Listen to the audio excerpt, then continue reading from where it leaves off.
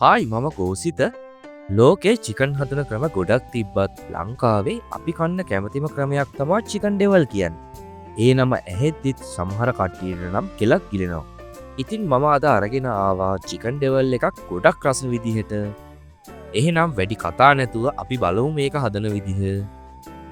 මම අද මේක හදන්නේ චිකන් ග්‍රෑම් 750කින්. මේ වගේ කෑලි කපාගෙන හොඳට සෝදලා පිරිසිදු කරගෙන තියෙන්නේ මම චිකන් ටික. අපි මේ චිකන් ටික ෆ්‍රයි කරගන්න කලින් පොඩ්ඩක් මැරිනේට් කරගන්න ඕනි. ඉතින් මුලින්ම මම මේකට ලුණු වලින් තේ හැන්දක් එකතු කරනවා. ඒ වගේම ගම්මිරිස් කුඩුත් තේ හැන්දක් දානවා. මම තව මේකට ඉඟුරු සුදුලුණු පේස්ට් එකෙන් තේ හැන්දක් වගේ එකතු කරනවා. ඒ වගේම අබ ක්‍රීම් වලින් තේ හැන්දක් එකතු කරනවා. දැන් මේ ටික හොඳට මික්ස් කරගමු අපි. හරි මේ ටික දැන් අපි පොඩ්ඩක් මැරිනේට් වෙන්න විනාඩි 15ක් වගේ තියාගමු. විනාඩි 15ක් විතර ගියාට පස්සේ අපිට තියෙන්නේ මේ ටික ෆ්‍රයි කරගන්නයි. පෑන් එකක් ලිපේ තියලා මම ගැඹුරු තෙලේ බෙද ගන්න පුළුවන් ගානට තෙල් දාගෙන තියෙන්නේ. තෙල් ටික රත් වීගෙන එනකොට මම මැරිනේට් කරගත්ත චිකන් ටික මේකට එකතු කරගන්නවා.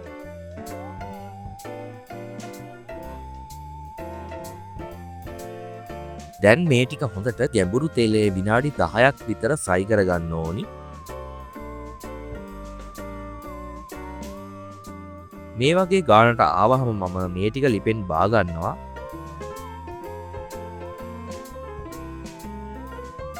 දැන් ඩෙවල් එක රස වෙන්න අපි සෝස් එකක් හදා ගන්න ඕනි.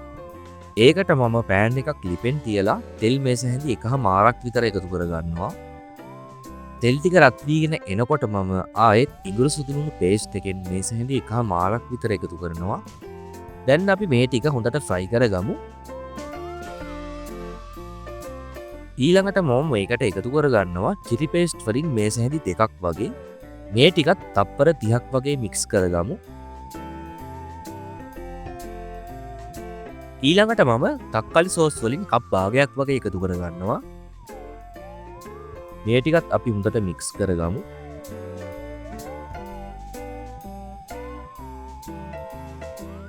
ඊළඟට මම මේකට එකතු කරගන්නවා සෝයා සෝස් වලින් තේ හැඳි දෙකක් වගේ. ඒ වගේම සීනි වලිනුත් මේස හැන්දක් එකතු කරගන්නවා. දැන් මේ ටික හොඳට විනාඩියක් වගේ මික්ස් කරගමු.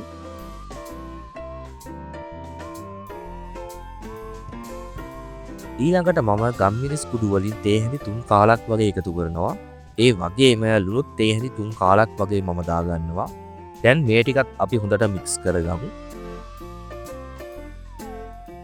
විනාඩියක් විතර මික්ස් කරගත්තාම මම මේක ලිපෙන් බා ගන්නවා.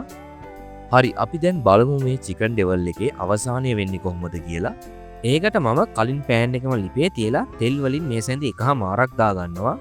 තෙල් ටික රත් වීගෙන එනකොට මම මුලින්ම එකතු කරගන්නවා මේ වගේ කපාගත්ත ලූණු ගෙඩියක්. ඒ වගේම කපාගත්ත මාළු මිරිස් කරලක් වගේ දාගන්නවා. කපාගත්ත අමු මිරිස් කරල් දෙකක් වගේ එකතු කරනවා. තව මම ලීක්ස් වල කඳ කොටසින් මේ වගේ ප්‍රමාණයක් කපාගෙන එකතු කරගන්නවා. ඒ වගේම කපාගත්ත තක්කාලි ගෙඩියකුත් එකතු කරනවා. දැන් විනාඩි 2ක් විතර මේ ටික හොඳට මික්ස් කරන ගමන් ෆ්‍රයි කරගන්න ඕනි අපි.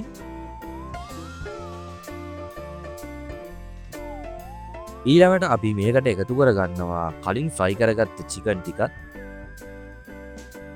මේ ටිකක් දැන් මික්ස් කරගන්න ඕනේ විනාඩි 2ක් විතර.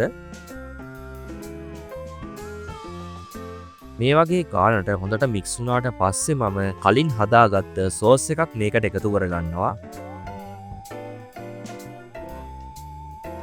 දැන් ගින්දර පොඩ්ඩක් වැඩි කරලා මේ ටික හොඳට මික්ස් කරගන්න ඕනි.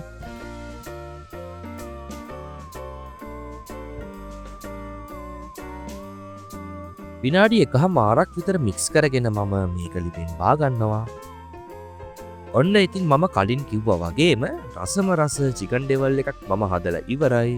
ඉතින් ලොකු පොඩි හැමෝම කැමතිනේ ඩෙවල් කන්න. ඉතින් ඒ නිසාම මම හිතනවා ඔයාලා මේක try කරලා බලයි කියලා. මේ තියෙන්නේ මේක හදන්න ගිය සීලුම ද්‍රව්‍ය ටික.